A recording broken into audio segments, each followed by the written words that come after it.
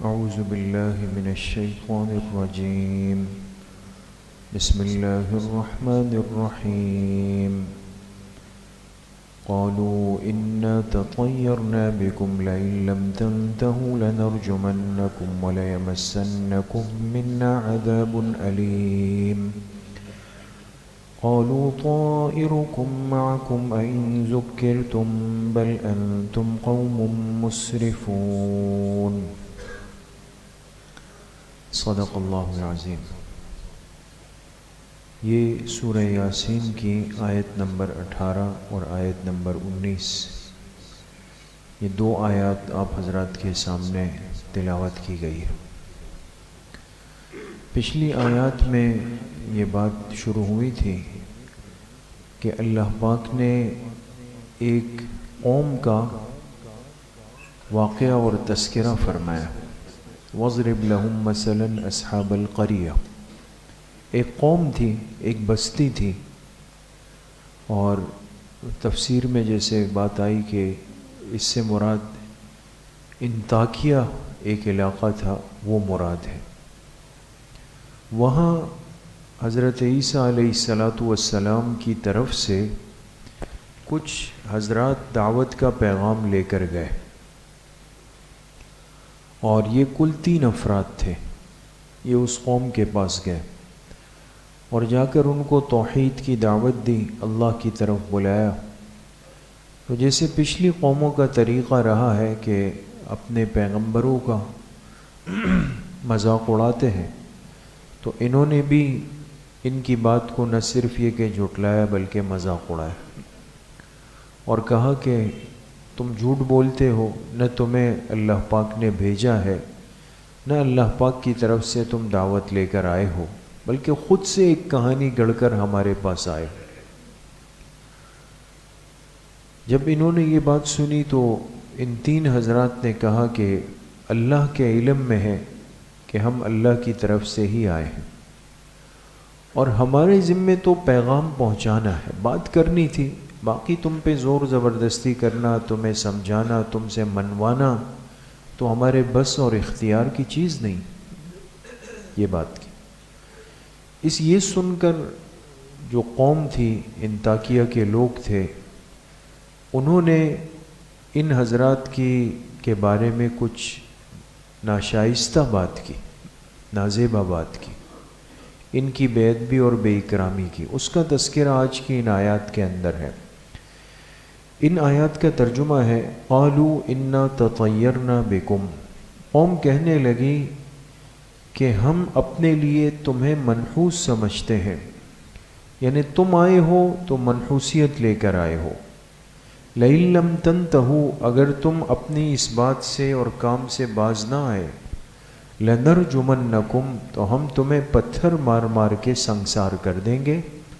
وَلَيَمَسَّنَّكُم مِّنَّا عَذَابٌ أَلِيمٌ، اور تمہیں ہماری طرف سے سخت تکلیف پہنچے گی. قالوا، تو وہ حضرات کہنے لگے طائرکم معکم، تمہاری نحوست کا سبب تم خود ہو، ہم نہیں، تم خود اس کا سبب ہو. اَإِن ذُكِّرْتُمْ، کیا یہ نحوست ہے کہ تمہیں نصیحت کی بات کر دی گئی؟ نصیحت کو نحوست سمجھتے ہو؟ بل انتم قوم مسرفون، بلکہ حقیقت یہ ہے کہ تم حد سے نکلنے والے لوگ ہو. اب ان آیات کے اندر اللہ پاک نے اس قوم کا جواب ذکر کیا کہ انہوں نے اپنی طرف آنے والے ان 3 حضرات کو جو اپنے پیغمبر کے نائب اور قاصد بن کر آئے تھے، ان سے کہا کہ تمہارا یہ آنا ہماری طرف باعث نحوست ہے، منحوس ہو. اب منحوس کیوں کہا؟ یہاں مفسرین نے لکھا ہے کہ ایک وجہ تو یہ ہوئی کہ جب قوم اپنے پیغمبر کی تعلیمات کو رد کر دے، ٹھکرا دے، تو اس کے نتیجے میں اللہ پاک کی طرف سے کچھ نہ کچھ دنیاوی پکڑ شروع ہو جاتی. قحط سالی ہو گئی، بارشیں رک گئی، فصلیں خراب ہو گئی، یہ ساری چیزیں. تو یہ سب کچھ ہوا بجائے اس کے کہ اس کو اپنی غلطی تسلیم کرتے کہا کہ یہ تم منحوس ہو، یعنی تم آئے اور یہ قحط سالی ہو گئی، فصلیں ویران ہو گئی۔ ایک وجہ تو یہ تھی۔ دوسری وجہ یہ ہوئی کہ جب یہ حضرات آئے اور انہوں نے دعوت دی، محنت کی، اللہ کی توحید کا پیغام دیا، تو ظاہر سی بات ہے کہ جو لوگ پہلے سے شرک کے اندر مبتلا تھے ان کے پاس توحید کا پیغام جب پہنچا تو کچھ لوگ کہنے لگے کہ یار ہمیں غور کرنا چاہیے کہ یہ صحیح کہہ رہے ہیں۔ باقیوں نے کہا نہیں جی کیوں، ہم تو پہلے سے ایک ترتیب میں چل رہے ہیں۔ مقصد ایک بحث ہو گئی، ایک بحث چھڑ گئی آپس میں، اور اس کے نتیجے میں کیا ہوا کہ آپس میں ایک اختلاف کا سا ماحول بننے لگا۔ تو وہ کہنے لگے کہ بھئی ہم تو پہلے سب ایک تھے، اور جب سے آپ آئے ہو تو یہ بحث گھر گھر میں چھڑ گئی ہے۔ تو مقصد یہ ہوا کہ تمہارا یہ آنا ہمارے لیے ایک نحوست بن گئی، تمہاری وجہ سے یہ اختلافات پیدا ہو گئے۔ حالانکہ ایک آدمی اگر گندگی کے اندر بیٹھا ہوا ہے، غلاظت میں بیٹھا ہوا ہے، اور دوسرا آدمی اس کو آ کے کہے کہ بھئی یہ گندگی ہے، تمہارے جسم کو، کپڑے کو ناپاک کرے گا، تمہیں بیمار کر دے گا، اس سے تم لوگ نکل آؤ، تو یہ کہنے والا صحیح کہہ رہا ہے نا، لیکن وہ نیچے جو گندگی میں بیٹھے ہوئے لوگ ہیں وہ اس بات کو سن کر آپس میں اختلاف کر لیں۔ آدھے کہے کہ جی ہمیں غور کرنا چاہیے، آدھے کہے نہیں کرنا چاہیے، اور پھر یہ کہے کہ بھئی اس آدمی نے آ کے ہم میں لڑائی پیدا کر دی، ورنہ ہم تو پہلے اس گندگی میں ٹھیک تھے۔ بات سمجھ رہے ہیں دوست؟ تو وہ تو شرک کی گندگی کے ڈھیر میں بیٹھے ہوئے لوگ تھے، اور پیغمبر کی طرف سے آنے والے یہ 3 حضرات، انہوں نے اس کو توحید کی پاکی اور طہارت کی طرف بلایا کہ بھئی اس کی طرف آ جاؤ۔ اب اس پر آپس میں الجھ گئے تو کہنے لگے یہ تمہاری وجہ سے ہم میں اختلاف ہوا، تم ہمارے لیے باعث نحوست ہو۔ تو پیغمبر اور پیغمبر کے بھیجے ہوئے حضرات کو انہوں نے منحوس کہا کہ بھئی یہ تو ایک نحوست ہو گئی ہمارے لیے۔ تو انہوں نے جواب دیا کہ طائرکم معکم، ہم منحوس نہیں، تمہاری نحوست کا سبب تو تم خود بن چکے، اور وہ سبب یہ ہے کہ تم نے اللہ کی دعوت کو ٹھکرا دیا، پیغمبر کی تعلیمات کا انکار کر دیا، اس کو چھوڑ دیا، اس کے نتیجے میں تم پہ قحط مسلط ہوا، اس کے نتیجے میں تم آپس میں اختلاف کر بیٹھے ہو۔ تو آج بھی میرے عزیزوں، دوستوں، بزرگوں، یہی معاملہ ہے کہ اگر ہم پر کچھ حالات یا پریشانی آ جاتی ہے اور پیر پھنس جاتا ہے، مشکلات بڑھ جاتی ہے، تو اب یہ کہنا اپنے آپ کو کہ جی یہ تو میری بدعملی ہے اور میری کمزوری ہے اور میری اللہ سے دوری ہے، تو یہ کہنا آسان تو نہیں۔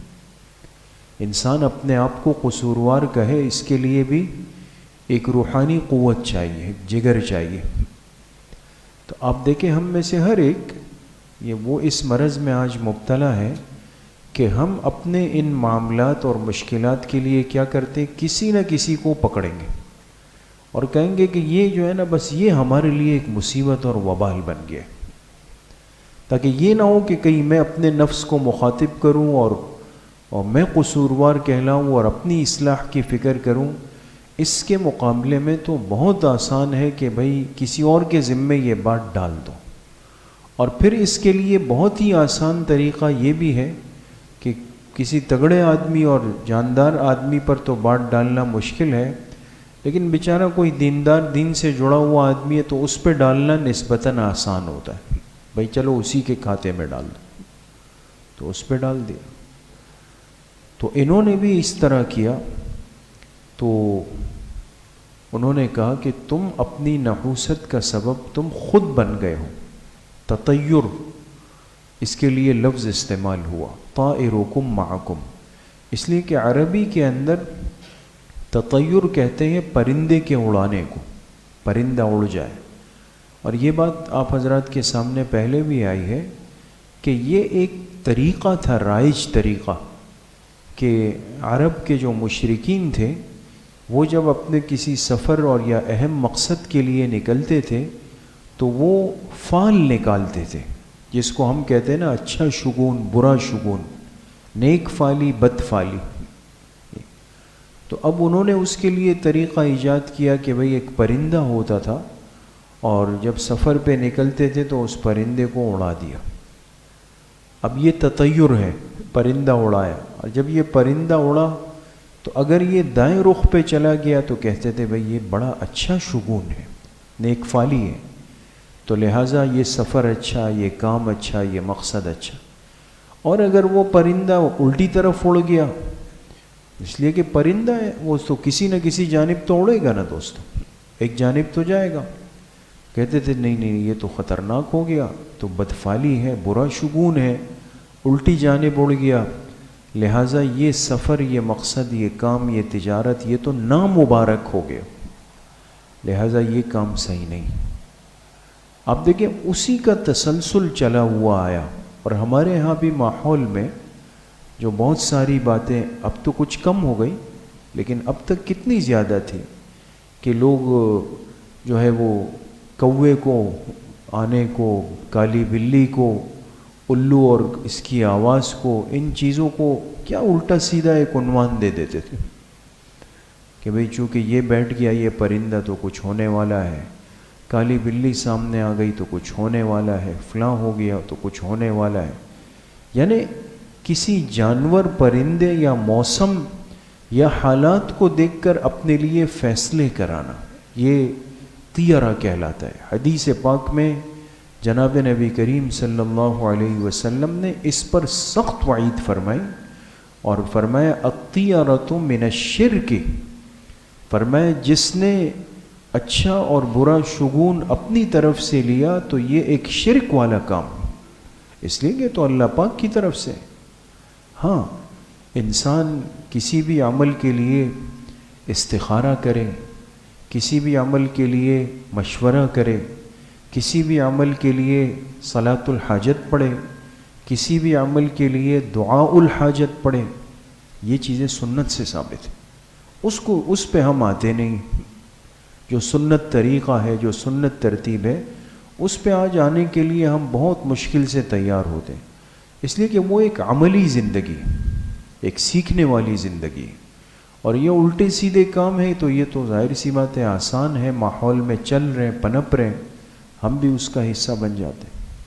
تو اس لیے میرے عزیزوں، دوستوں، بزرگوں، یہ فال نکالنا اور یہ چیزیں کرنا، یہ الٹی سیدھے حرکتیں کرنا، یہ بالکل ناجائز ہے، اور اللہ کی ذات پر یقین کی کمی کی علامت ہے۔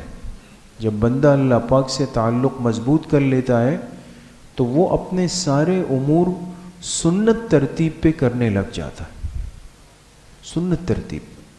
تو اس لیے آج یہ جو ہماری زبانوں پر رائج الفاظ ہیں نا کہ یہ نحوست ہو گئی اور فلاں منحوس ہے اور فلاں منحوس ہے، اپنے اعمال اور زندگی کی طرف تھوڑا سا غور کرنے کی ضرورت ہے۔ ایسا تو نہیں ہے کہ میری عملی کمزوری اور میرے گناہوں کی کثرت اور میری اللہ سے دوری کی وجہ سے مجھ پر کچھ پکڑ ہو گئی اور یہ معاملات الجھ گئے۔ تو اپنی اصلاح کرنا اور اپنی درستگی کرنا یہ ضروری ہے۔ اللہ کریم مجھے بھی آپ سب کو صحیح عمل کی توفیق نصیب فرمائے۔ الحمدللہ رب العالمین والصلاة والسلام علی سیدنا و مولانا محمد۔